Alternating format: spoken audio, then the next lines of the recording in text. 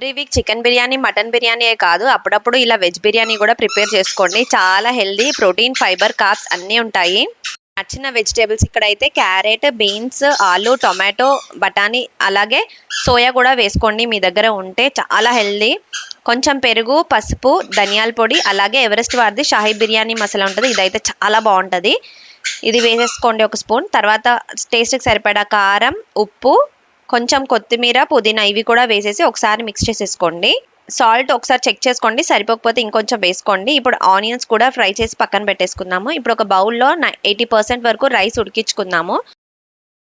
తర్వాత ఒక బౌల్లోకి మనం దమ్ చేయడానికి కొంచెం పెద్ద గిన్నె తీసుకొని మ్యారినేట్ చేసుకున్న వెజిటేబుల్స్ వేసి అలాగే ఫ్రైడ్ ఆనియన్స్ వేసి ఒక 5 మినిట్స్ పాటు కుక్ అయిన తర్వాత మనం 80% ఉడికించుకున్న రైస్ వేసి ఫ్రైడ్ ఆనియన్స్ అలాగే చిన్నగా కట్ చేసుకున్న కొత్తిమీర పైన ఒక స్పూన్ నెయ్యి వేసుకొని ఒక ప్లేట్ పెట్టేసుకొని దాని మీద ఏదైనా వెయిట్ పెట్టి ఒక 40 మినిట్స్ పాటు దమ్ పెట్టేసుకోండి. కూడా మంచిగా పొడి పొడిగా వస్తుంది. మీకు నచ్చితే కనుక సబ్స్క్రైబ్ చేసుకోండి. Thanks for watching.